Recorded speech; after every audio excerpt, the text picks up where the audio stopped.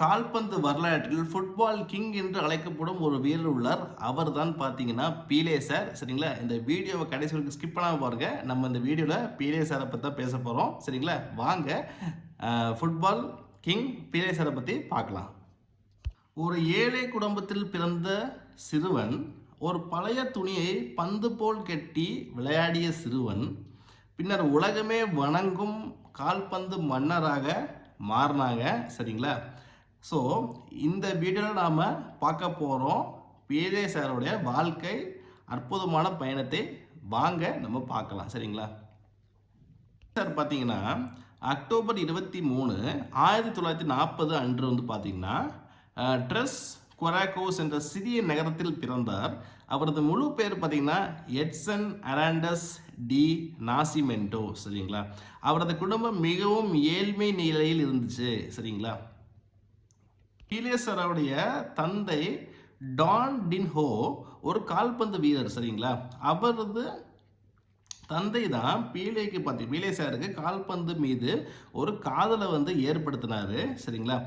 ஆனால் அவங்க குடும்பம் பார்த்தீங்கன்னா பொருளாதார நிலை பார்த்தீங்கன்னா ரொம்ப மோசமாக இருந்துச்சு. சரிங்களா? அவங்களோட குடும்பத்துடைய பொருளாதார நிலை வந்து பார்த்தீங்கன்னா ரொம்ப ரொம்ப மோசமாக இருந்துச்சு. சரிங்களா? பார்த்தீங்கன்னா சிறு வயதில் பார்த்தீங்கன்னா பீலே சார் வந்து தேநீர் கடைகளில் வேலை செஞ்சாங்க. சரிங்களா? அப்போ அவருக்கு ஒரு கால்பந்து வாங்குறது கூட அவர்கிட்ட பணம் வந்து இல்லை. சரிங்களா? அவர் என்ன பண்ணாருன்னு பார்த்தீங்கன்னா பழைய காலுறைகள் மற்றும் காகிதங்களை கொண்டு பந்து செஞ்சு பழைய காகிதங்களையும் பழைய காலுறைகளையும் கொண்டு ஒரு பால் மாதிரி பண்ணி அதை வச்சு விளையாண்டுருக்கிறாரு. சரிங்களா?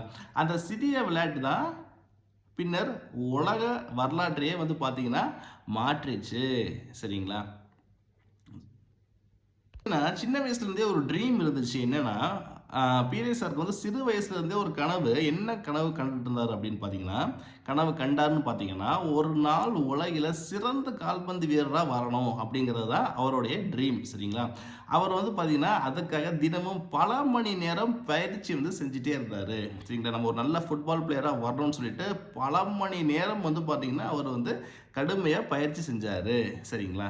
அவருடைய திறமை வந்து கொஞ்சம் கொஞ்சமாக வெளிப்பட ஆரம்பிக்குது. பீலே சார் பார்த்தீங்கன்னா வளர வளர அவரது திறமை அனைவரையும் ஆச்சரியப்படுத்துச்சு. அவரை பார்த்து பல பயிற்சியாளர்கள் இந்த சிறுவர் பார்த்தீங்கன்னா எதிர்காலத்தில் பெரிய வீரராக வருவாங்க, பெரிய வீரராக வரப்போகிறார் அப்படிங்கிறத பல பயிற்சியாளர்கள் வந்து சொல்லியிருக்கிறாங்க. அதே மாதிரி அவர் பெரிய ஆளாக வந்தார். சரிங்களா? அவர் விளையாண்ட முதல் கிளப்பு பார்த்தீங்கன்னா 15 வயசில் பீலே சார் வந்து சாண்டோஸ் எஃப்சி அணியில் வந்து சேர்ந்தார். இது பார்த்தீங்கன்னா அவருடைய வாழ்க்கையில் மிகப்பெரிய ஒரு திருப்பு முனையாக அமைஞ்சுது. சரிங்களா? பார்த்தீங்கன்னா சாண்டோஸ் அணிக்காக விளையாடிய முதல் போட்டியிலே பார்த்தீங்கன்னா பீலே சார் வந்து ஒரு கோல் அடிச்சிருக்கிறாரு. அந்த கோல் வந்து பார்த்தீங்கன்னா அவரது வாழ்க்கையை வந்து மாற்றிச்சு. சரிங்களா? பீலே சார் பார்த்தீங்கன்னா உலகத்துடைய கவனத்தை வந்து ஈர்க்கிறாரு. பீலே சார் வந்து மிகவும் ரொம்ப வேகமாக வளர்ந்துட்டு வர்றாரு. அவரது விளையாட்டு திறமையை வந்து உலகம் முழுவதும் பேசுகிறாங்க. அப்போ வந்து அவருக்கு வயது வந்து பார்த்தீங்கன்னா வெறும் 17 மட்டுமே. சரிங்களா?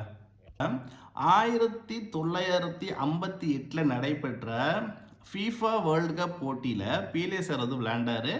அவர் அற்புதமான கோல்களை வந்து பிரேசில் அணிக்காக அடித்து முதல் உலகக்கோப்பையை வந்து பிரேசில் அணிக்காக பெற்று கொடுத்தாரு.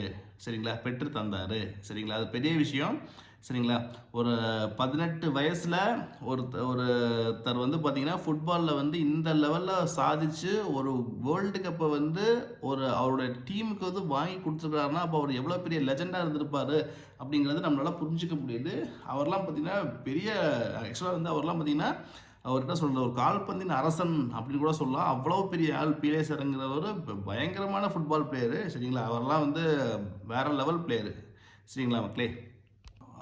17 வயதில் உலகக்கோப்பையை வெல்வது அந்த காலத்தில் வந்து பார்த்திங்கன்னா ஒரு அதிசயமான நிகழ்வு. சரிங்களா? ஏன்னா 17 வயசில் வந்து யாராலையுமே வந்து பார்த்திங்கன்னா உலகக்கோப்பையை வந்து ஜெயிக்க முடியாது. அப்படி ஒருத்தர் வந்து அவர் அணிக்காக உலகக்கோப்பையை ஜெயிச்சு கொடுத்துருக்கிறாரு. உலகம் முழுவதும் பார்த்தீங்கன்னா பீலே சாரை பற்றி பேசிகிட்டே இருக்கிறாங்க.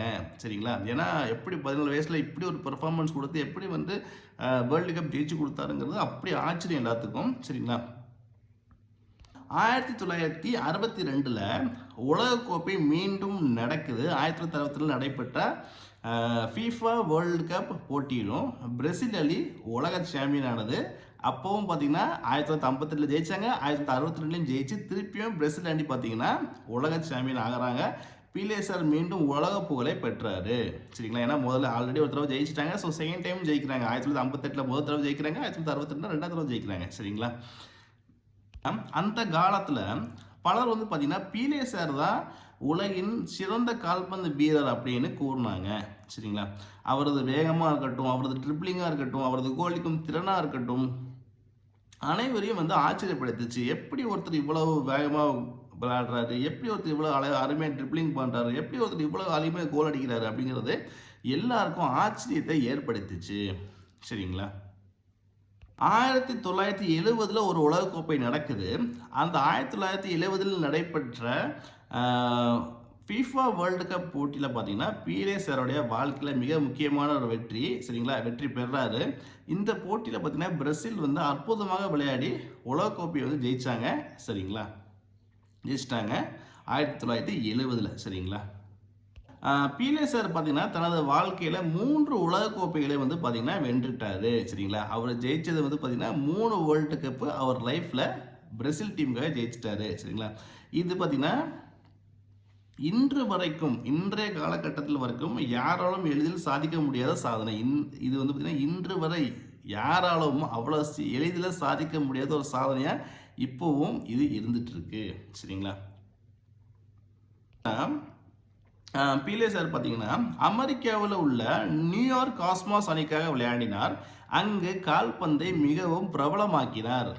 அமெரிக்காவில் இருக்கிற நியூயார்க் காஸ்மாஸ் அணிக்காக விளையாண்டு அங்கே வந்து பார்த்தீங்கன்னா கால்பந்தை மிகவும் பிரபலமாக்குறாரு. சரிங்களா? அங்கே வந்து பார்த்தீங்கன்னா ஒரு டாப் லெவலில் ஃபுட்பாலை வந்து கொண்டு போகிறாரு. அங்கே நல்லா பிரபலப்படுத்துகிறாரு. சரிங்களா? என்னென்ன விருதுகள் அப்படின்னு பார்த்தீங்கன்னா ஃபீஃபாவில் பீலே சார் வந்து football player of the century என்று அறிவிச்சிச்சு. ஃபீஃபா நமக்கு தெரியும் இல்லையா, ஃபுட்பால் சொல்லுவாங்க. அவங்க என்ன பண்ணுறாங்கன்னா பீலே சாரை football player of the century அப்படின்னு அறிவிக்கிறாங்க. இது பார்த்தீங்கன்னா உலகில் மிகப்பெரிய கௌரவங்களில் ஒன்று. சரிங்களா? இது வந்து உலகில் ரொம்ப ஒரு கௌரவமான ஒரு விஷயம். சரிங்களா? அப்போ அவர் வந்து பார்த்திங்கன்னா 2022 டிசம்பர் 29 அன்று பார்த்திங்கன்னா சாவோ பாலோ நகரத்தில் பீலே சார் பார்த்திங்கன்னா மரணம் அடைஞ்சிட்டாரு. ரொம்ப ஒரு சோகமான விஷயந்தான். அவர் எப்போ வந்து இறந்தாருன்னு பார்த்திங்கன்னா 2022 டிசம்பர் 29 அவர் மறைஞ்சிட்டாரு. சரிங்களா? உலகம் முழுவதும் பார்த்திங்கன்னா ரசிகர்கள் அவருக்கு அஞ்சலி வந்து செலுத்தினாங்க. ஏன்னா பீலே சார்னா அவ்வளோ பெரிய ஒரு நபர் ஃபுட்பாலில். சரிங்களா? அவருடைய ஆட்டத்திறனாக இருக்கட்டும், அவருடைய திறமையாக இருக்கட்டும், அவருடைய கோலடிக்கும் திறனாக இருக்கட்டும், ட்ரிப்ளிங்காக இருக்கட்டும், அவரை வந்து அப்பேற்பட்ட ஒரு பிளேயரு 2022 மறைஞ்சிட்டாரு. ரொம்ப கஷ்டமாக இருக்குது. சரிங்களா? 2022 அவர் வந்து மறைஞ்சிட்டார். சரிங்களா? அவருக்கு வந்து எப்படி ஒரு டிட்டர்மினேஷன் இருந்துச்சுன்னா, ஒரு ஏழை சிறுவன், ஒரு பழைய துணியை பந்து போல கட்டி விளையாடிய ஒரு சிறுவன் உலகில் கால்பந்து மன்னராக மாறியிருக்காருன்னா, அப்போ எப்படி அவருடைய ஹார்ட் ஒர்க்காக இருக்கட்டும், அவரோட டேலண்ட்டு, எப்படி ஒரு டெடிக்கேஷனாக அவர் இருந்திருந்தார் அப்படின்னா, அப்புறம் அந்த ஒரு ஃபுட்பால் லெவலில் ஒரு ஹை லெவலுக்கு அவர் போயிருக்க முடியும் அப்படிங்கிறத நம்மளால் புரிஞ்சிக்க முடியுது. எவ்வளோ ஒரு ஹார்ட் ஒர்க்காக இருக்கட்டும், எப்படி ஒரு டெடிக்கேஷன் பண்ணியிருக்காருன்னு பாருங்கள். ஏன்னா ஒரு ஏழை குடும்பத்தில் பிறந்த ஒரு சிறுவன் இவ்வளோ பெரிய சாதனைகளை செஞ்சுருக்காருன்னா அது சாதாரண விஷயம் கிடையாது. அவருடைய ஹார்ட் ஒர்க், அவருடைய டெடிக்கேஷன் எல்லாமே நம்ம சொல்லலாம். அதாவது விளையாட்டு மேலே அந்த ஃபுட்பாலை அவரை நேசித்தது, அந்த ஃபுட்பால் மேலே இருந்த பக்தி, இதுதான் அவரை மிகப்பெரிய லெவலில் கொண்டு போய் மிகப்பெரிய லெவலில் சாதிக்கிறதுக்கு ஒரு துணையாக இருந்துச்சு. சரிங்களா? அவருடைய கதையில் நாம் என்ன தெரிஞ்சுக்கிற முடியுது அப்படின்னு பார்த்தீங்கன்னா,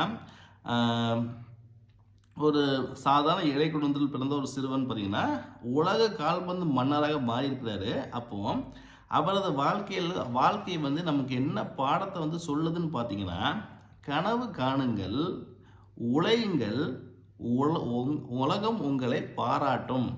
கனவு காணுங்க, அதுக்கு ஒர்க் பண்ணுங்க, உழையுங்கள், உலகம் கண்டிப்பாக உங்களை பாராட்டும் அப்படிங்கிறது தான் அவருடைய அதாவது லைஃப் ஸ்டோரி.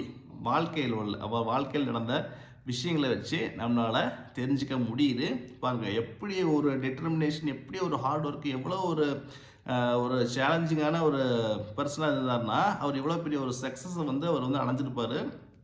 நீ உலகப்பந்தின் மன்னராக இருக்காருன்னா உலக கால்பந்தின் மன்னராக அவர் திகழ்ந்துட்டு இப்போவும் பார்த்தீங்கன்னா அவருக்கு ஒரு பேர் இருக்குது. சரிங்களா, அவர் மறைஞ்சாலுமே பார்த்தீங்கன்னா இன்றைக்கும் பிஎல்ஏ சார் அப்படின்னா உலகம் முழுவதும் தெரியும்.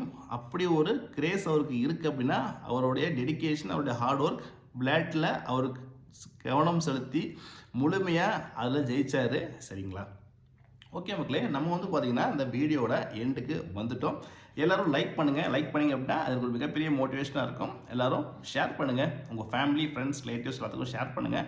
சப்ஸ்கிரைப் பண்ணுங்கள். சப்ஸ்கிரைப் பண்ணிட்டு மறக்காமல் பக்கத்தில் இருக்கிற பெல் ஐக்கானை ப்ரெஸ் பண்ணி ஆல் நோட்டிஃபிகேஷன்ஸ் எனேபிள் பண்ணி வச்சுக்கோங்க. அப்போ தான் நான் எந்த வீடியோ போட்டாலும் உங்களுக்கு உடனுக்குடனே நோட்டிஃபிகேஷன்ஸ் வரும். அப்புறம் கமெண்ட் பாக்ஸில் கமெண்ட்டும் பண்ணுங்கள். என்னோடய வீடியோஸ் எப்படி இருக்குன்னு சொல்லிட்டு கமெண்ட் பாக்ஸில் கமெண்ட்டும் பண்ணுங்கள். அப்புறம் பார்த்தீங்கன்னா மக்களே, எப்போவும் சொல்கிற மாதிரி எல்லோரும் ஹாப்பியாக இருங்க, எல்லோரும் கான்ஃபிடண்ட்டாக இருங்க, எல்லோரும் ஜாலியாக இருங்க. தேங்க்யூ ஸோ மச் மக்களே. எல்லாருக்கும் எல்லாம் நல்லதே நடக்கும், எல்லாருக்கும் எல்லாம் நல்லதே நடக்கட்டும். தேங்க்யூ ஸோ மச் மக்களே. நான் உங்களை அடுத்த வீடியோ சந்திக்கிறேன் மக்களே. பை பை மக்களே.